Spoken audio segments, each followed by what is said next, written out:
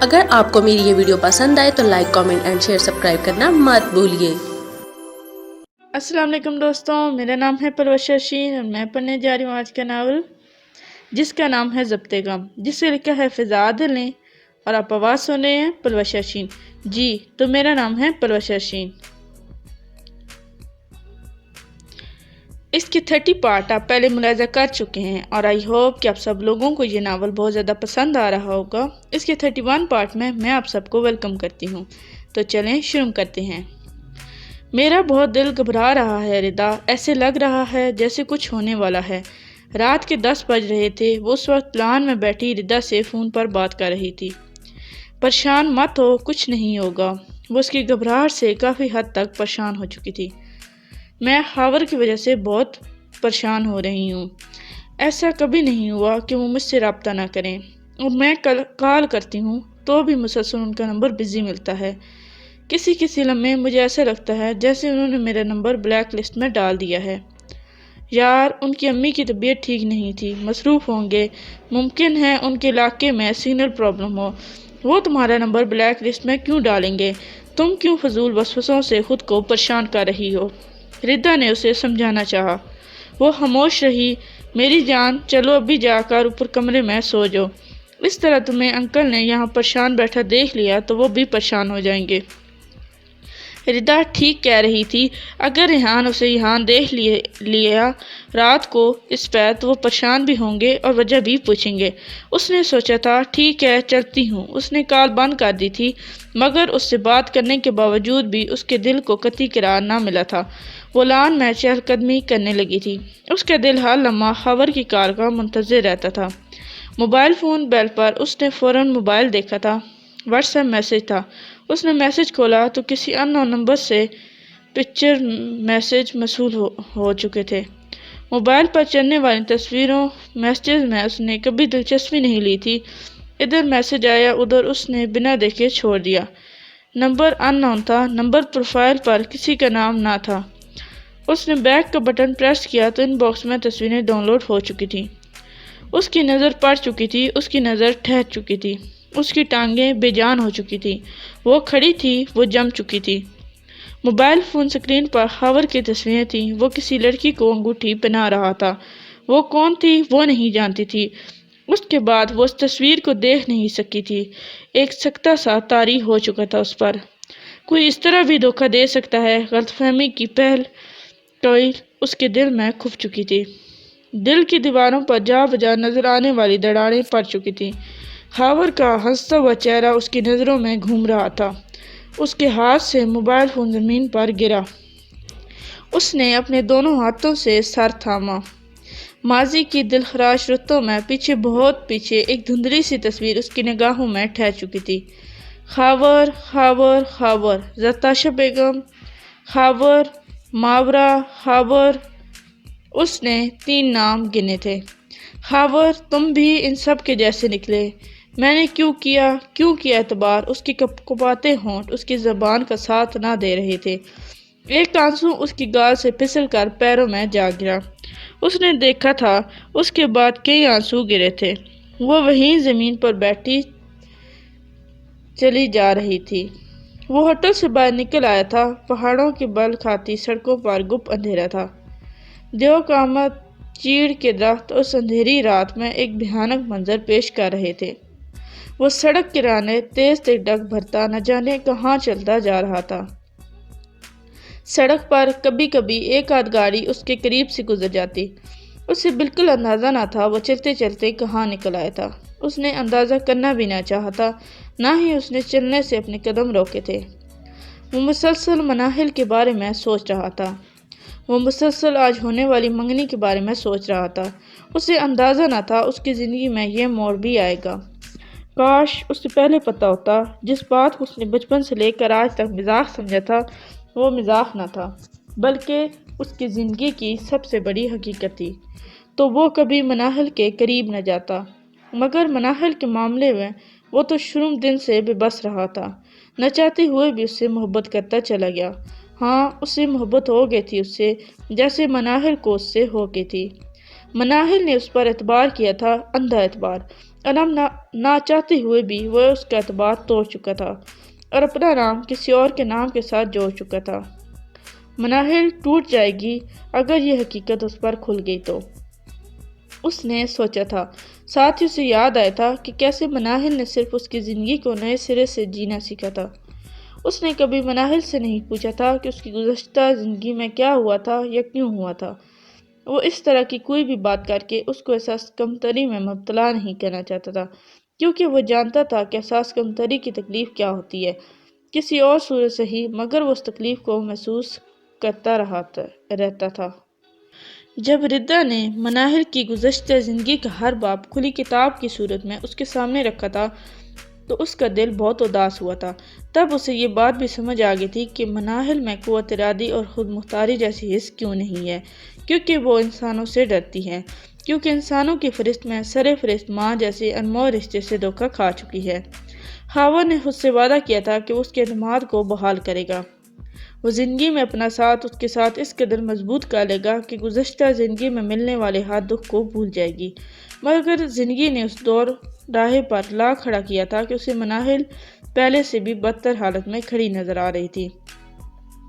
ایک ڈری سہمی چپ چاپ سی مناہل کا چہرہ آج بھی اس کی سوچوں میں مقید ہو چکا تھا۔ اسے سمجھ نہ آ رہا تھا وہ کیا کرے، کہاں جائے، کس سے کہے کہ وہ مناہل کے بغیر نہیں جی سکتا، کس سے کہے اسے کو مناہل چاہیے۔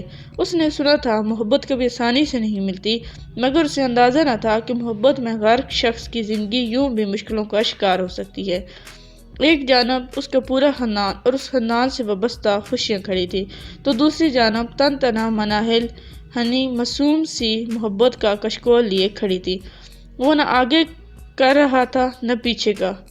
وہ خالو کو انکار کر کے سب کی نفرت مول نہیں لینا چاہتا تھا، اور نہ ہی اب وہ مناہل کو چھوڑ کر اس کی زندگی سے پھر سے اس جگہ کھڑا کرنا چاہتا تھا جہاں سے نکالنے میں اسے بہت دشواری ہوئی تھی۔ اسے اندازہ تھا اس مرتبہ مناہل اگر اس کی وجہ سے ٹوٹ گئی تو شاید وہ دوبارہ کبھی نہیں سنبھل پائے گی۔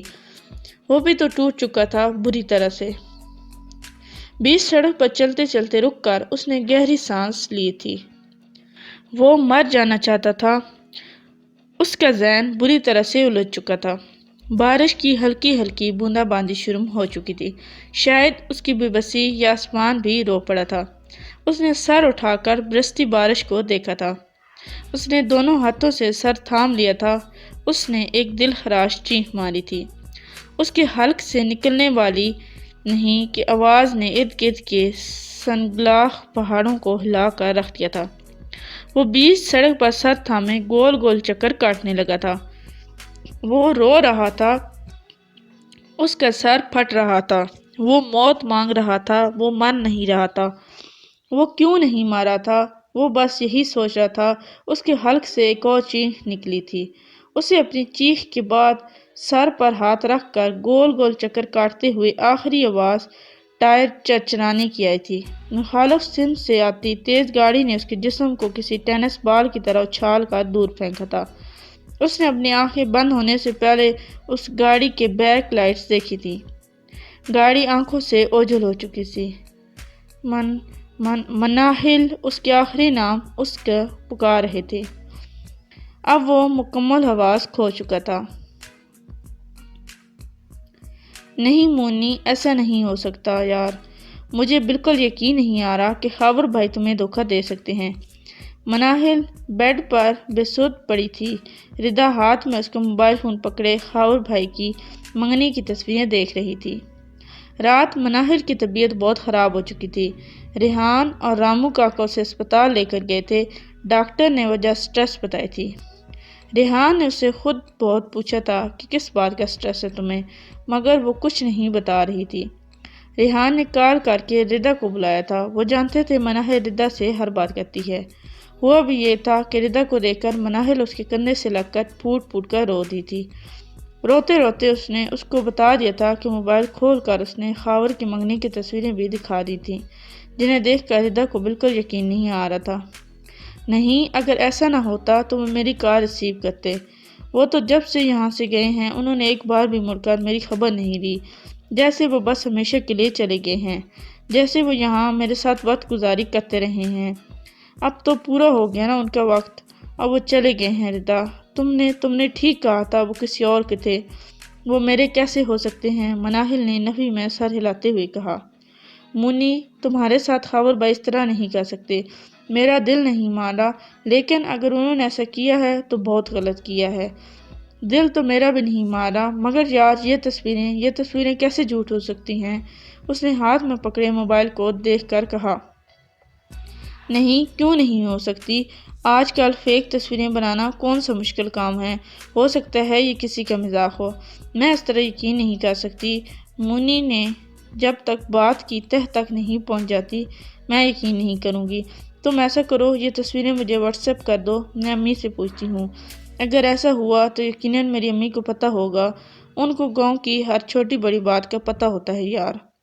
ردا، یہ سب باتیں فضول ہیں یار، اہم صرف یہ ہے کہ میرا دل کٹ رہا ہے یار، یوں جیسے چھریوں سے کوئی اس کو کاٹ رہا ہو مگر مکمل کاٹنا چاہتا ہو، کھیل رہا ہو جیسے کہ میرے دل کے ساتھ۔ بہت زیادہ درد ہے یار، بہت تکلیف ہے، پلیز مجھے یقین دلا دو۔ مجھے یقین نہیں آ رہا کہ میرا خاور مجھے دھوکہ دے سکتا ہے، وہ خاور جس نے مجھے اعتماد دیا تھا، مجھے حالات کی آنکھوں میں آنکھیں ڈال کر جینا سکھایا۔ وہ ایسے کیسے مجھے پھر سے بے اعتمادی کے کناروں پر لے جا کر کھڑا کر سکتا ہے، جہاں صرف دھتکار ہو، خوبصورت چہروں کے پیچھے بسی بھیانک دھتکار۔ وہ مجھے دھتکار نہیں سکتا، وہ نہیں کر سکتا، وہ کبھی مجھے یوں کنارے پر لے جا کر کسی گہری کھائی میں دھکا نہیں دے سکتا۔ اس نے سسکتے ہوئے اپنی بات مشکل مکمل کی۔ میں بھی تو یہی کہہ رہی ہوں منی، میرا دل تسلیم نہیں کر سکتا کہ خاور بھائی تمہارے ساتھ ایسا کر سکتے ہیں۔ تم پلیز سنبھالو خود کو، اور اس وقت تک دل میں بدگمانی مت لے کر آؤ جب تک یہ بات کنفرم نہیں ہو جاتی۔ اس نے اسے تسلی دی، مگر اندر ہی اندر اسے یوں محسوس ہو رہا تھا جیسے سب حقیقت ہے، وہ بس اس کی آنکھوں پر ہاتھ رکھ کے یہ حقیقت اس سے چھپانا چاہ رہی تھی۔ کیسے ہوگی کنفرم؟ اس نے بے بسی سے پوچھا۔ عجیب سی یسیت تھی اس کے لہجے میں، وہ خود بھی سمجھنے سے قاصر تھی۔ محبت میں کھائی گئی شکست بہت تکلیف دہ ہوتی ہے، انسان ہمیشہ سے ہی یہ چوٹ کھانے کے بعد بار بار لگائے گئے زخم کو کورید کر محض خود کو یہ یقین دلانے کی کوشش کرتا رہتا ہے کہ کیا واقعی ہی وہ دھوکہ کھا چکا ہے۔ ہر بار زخم کوریدنے پر اسے پہلے سے زیادہ درد ملتا ہے، مگر نہ جانے کیوں اس کے یقین کی حدیں اس بات پر آمادہ ہی نہیں ہوتی تھی کہ آگے منزل نہیں بچی، محبت نہیں بچی۔ وہ پھر ڈیر زخم کوریدتا ہے، اس وقت تک اسے نوچتا رہتا ہے جب تک وہ ناسور بن کر اس کو تباہ نہ کر دیتا۔ وہ بھی یہی کہہ رہی تھی، دل اس بات پر آمادہ نہ تھا کہ خاور اس سے دھوکہ دے سکتا ہے۔ وہ صرف دل کی آمادگی کے لیے اس زخم کو ہرا کر کے خود کو یقین دلانے کی کوشش کر رہی تھی۔ وہ ہار چکی تھی، ہاں وہ ہار چکی تھی، محبت کے اس کھیل میں بری طرح سے شکست کھا چکی تھی، جو کھیل اس نے خود شروع کیا تھا۔ مجھ پہ بھروسہ رکھو، انشاءاللہ ایسا کچھ بھی نہیں ہوگا۔ ردا نے اس کے ہاتھ پر اپنا ہاتھ کی گرفت مضبوط کرتے ہوئے کہا۔ بھروسے کی رسی تھامے یقین کے آخری کنارے پر کھڑی ہوں۔ ردا، خدا داد کوئی ایسی خبر مت سنا دینا کہ یہ سرا چھوٹے اور میں ہمیشہ کے لیے بے یقینی کے دلدل میں گر جاؤں۔ اس بار میں جی نہیں پاؤں گی، ایسا کچھ نہیں ہوگا، تم ریلیکس کرو۔ وہ اسے بس تسلی دے سکتی تھی جو وہ دے رہی تھی۔ اس نے مناہل کے فون سے منگنی کی تصویریں اپنی طرف شیئر کر دی تھیں، اور جس حد تک ممکن تھا اس نے اسے سمجھا بجھا کر چپ کروایا تھا۔ وہ خود بھی نہیں جانتی تھی کہ رات والی حرکت کے بعد اس کی حالت پر اس کے بابا دوبارہ پریشان ہوں گے۔ وہ دروازے سے اندر بیٹھ کر آنسو بہانا چاہتی تھی، وہ نہیں چاہتی تھی کہ وہ دروازہ کھول کر باہر نکلے تو اس کی آنکھوں میں کوئی بھی کسی بھی قسم کی نمی دیکھے، اس سے کوئی بھی اس کی اداس آنکھوں کا سبب پوچھے۔ وہ آنسو چھپا کر مسکرانے کا ہنر بھی جانتی تھی، یہ ہنر اسے خاور نہیں سکھایا تھا، اب وہ خاور کا سکھایا ہوا ہر ہنر اپنے آپ پر چلا رہی تھی۔ اس لیے وہ بند کمرے کے اندر آنسو بہا کر جب کمرے سے باہر نکلی تھی تو اس کی آنکھیں بالکل خشک ہوئی تھیں، صرف اس لیے کہ اس کے بابا پریشان نہ ہوں۔ اب تک کے لیے اتنا ہی، ملتے ہیں نیکسٹ پارٹ میں، تب تک کے لیے اللہ حافظ۔ Please like, subscribe and share our channel and press the bell icon for more videos.